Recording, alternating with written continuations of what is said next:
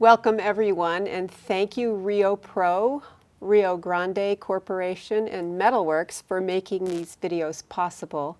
Today we're going to be talking about bezels 3 ways in gold and gold and silver. I'm excited to be here. My name is Paulette Werger, and today we're going to talk about upping your game and working in gold, setting things in a bezel.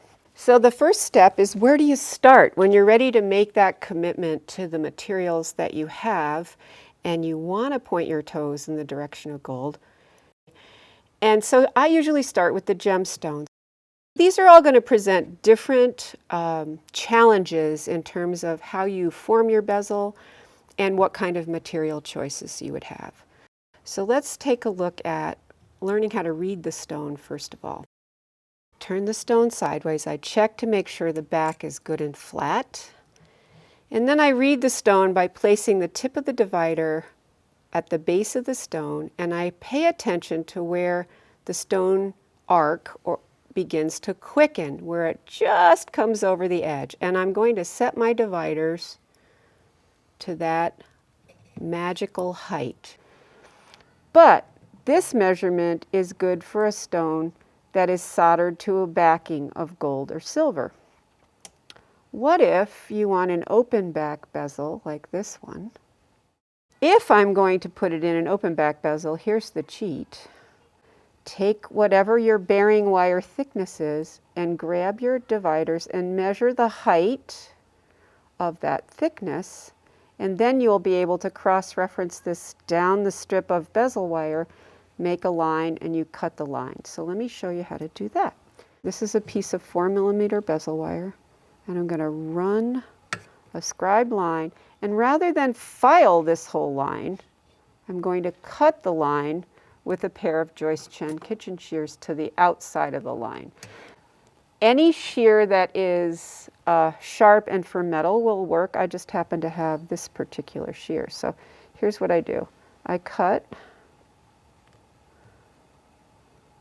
down the length, and then this little bit of bezel, don't cut off yet until I'm sure that I have the right height. So let's double check our height against the stone with that, and it will be fine. So now I'm going to flatten this out, and we'll move up here to our charcoal block, and we're going to flux and anneal both pieces of bezel.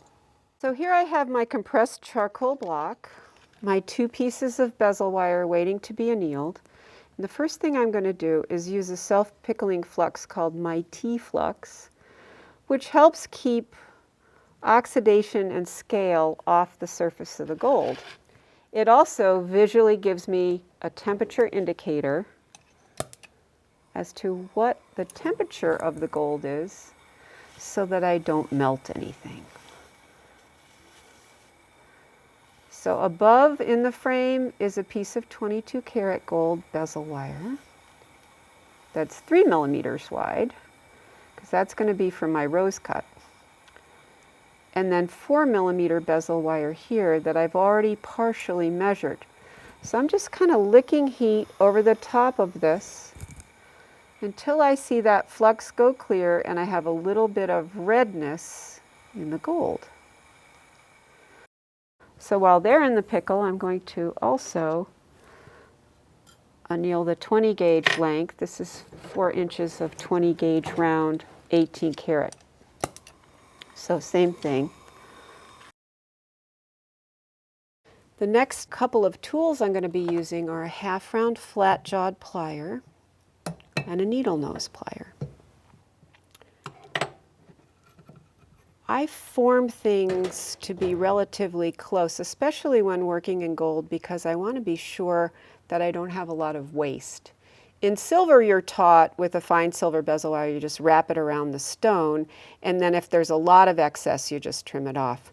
I'm a little bit more stingy when it comes to working in 18 karats. So the first thing I'm going to do is form this in the air, the way around, and I put my seam, because this is an oval stone, on the widest side of the stone itself, or the longest side. So it would be at the long end. And then I look over the stone this way to see that that's a little bit too big, so I need to scooch it in. And the goal here is to make the bezel just tight enough to go over the stone with a little bit of tension and hold the stone into place. So now I'm going to switch to my other pair of pliers, which have a curve in them. So I'm actually using the curve in the tip of the half round flats to do the rest of the forming. This will require a little bit more forming and finesse, but for right now I'm going to make sure that the ends of these meet after they've been filed. And then if I need to file a little bit more away, I can as I go. I'll be using a number 4 cut Barrett file to do that. So the goal of this is to file the ends just like you would in a silver bezel. So they're good and square, and they meet snugly and tightly with no gaps of air or light. So here's my bezel oval, and I've made sure the tensioning is correct, the shape is correct, and now I'm ready to solder it closed. We do the bearing second after the bezel has been soldered closed and fits the stone. So that will be the next step after I solder the bezel closed and do some minimal cleanup. So now I'm ready to solder the wall of the bezel closed, and in this case I'm using white paste flux at the seam. Et voila. And mighty flux around the edge just to make sure that it's self-pickling and clean and I don't have a lot of cleanup I have to do later. I also have hard 18 karat gold solder. So as I heat this up, I wait for the flux to go glassy so that it will accept the solder and also keep any type of oxides off the surface. Then I'm just going to heat the vertical wall.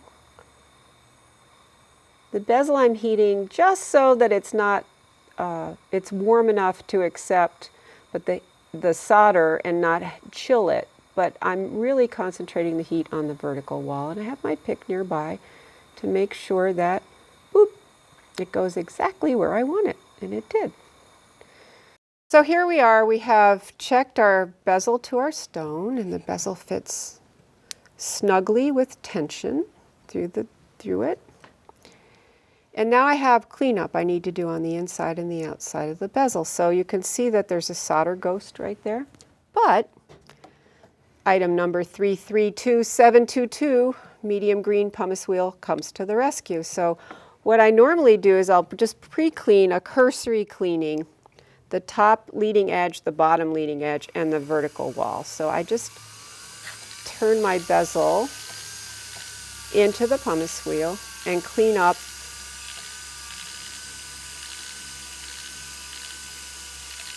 all the way around. So with that, I use abrasive paper that I've put on a clipboard, and so I can just actually sand the top and the bottom of the bezel just to make sure everything is parallel to itself and I don't have any gaps when I go to add a bearing wire to the inside leading edge of the back of the bezel. It's nice and true. There you go.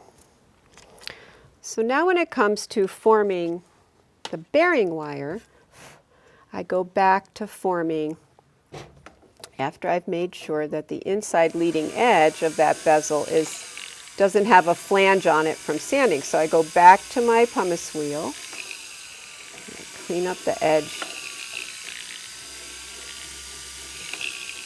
make sure everything is good and fits. Et voila. So now I push the stone into the bearing so that there's a little bit of a ledge. And I form the bearing wire so that it just sits on the inside edge of the bezel itself and fits snugly in there. So basically I'm making an oval jump ring that's going to go inside that leading edge of the bezel. So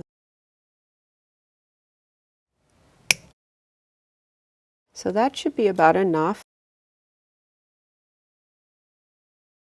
I'm actually bending with my fingers and not with the plier, which is also helpful. Sometimes people will bend with the plier and then you end up with all this plier scarring that you then have to take out later. So now I'm giving it a little bit of a clip, I'm removing about 1/2 millimeter. And now I'm going to actually file here and here and then solder it, and it will fit right in there.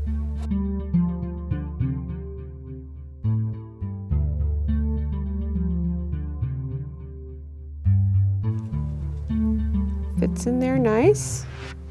And now we can go and solder this closed with hard solder. So now I have the bearing wire out of the pickle, and you can see that there's a little solder ghost there. So I'm going to go ahead and clean that solder ghost up so that the stone doesn't have anything bumpy that it has to sit on. If you have a fragile stone and you don't clean the top of this bearing off, you can actually crack your stone when you're setting it. So there you go. You can tell that this is a good tight snug fit for the carnelian. And now the true test is you should be able to take your bezel and simply snap your bearing into the back flat and pick your bezel up, and it's in there and won't shake out. It's tension fit into place. So I just put a little bit of flux, the Mighty Flux, the self-pickling Mighty Flux around the piece. And I'm going to come in with a little bit of white paste flux just at the bearing edge and the bezel edge. And I'm going to take 4 pieces of solder, pre-ball them, and place them at north, south, east, west on the back of my bezel. So now I'm just going to come in right from the top. There, perfect. Now that this has come out of the pickle, you can see that there still is a little bit of a solder ghost right here at the seam. And this is what the cleanup area is going to look like for the back of the bezel. You can see that I have a thorough fillet of solder all the way around. And now I need this to be looking more like this by the time it's done, so that it looks like it's been pierced out of metal.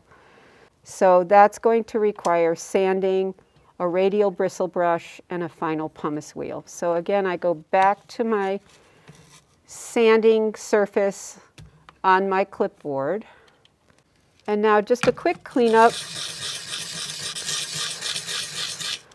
And this time I'm going to go down from 320 to 400 to 600 in my sandpapers. You can see that I have good solder fill all the way around, so that it's not going to take me too terribly long. And now we have the final cleanup with pumice wheel and radial bristle brush. So the 2 radial bristle brushes that I use are the pink and the yellow. So because I just went to 600 grit, I'm going to use the finer pink. And then finish with pumice wheel. And at that time, the vertical wall, I will also get rid of that little solder ghost. The nice thing about the radial bristle brushes is that at this time you can also go in and pre-clean the inside of your bezel,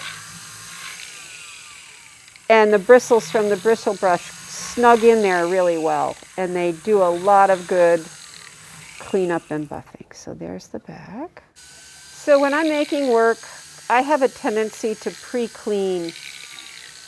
I clean as I go, and I have a tendency to keep everything pre-cleaned, because then at the very end there's much less cleanup that I have to worry about. Here is my carnelian bezel in 18 karat gold, soldered with hard solder. open back bezel with a step of 20 gauge 18 karat yellow, soldered and cleaned up.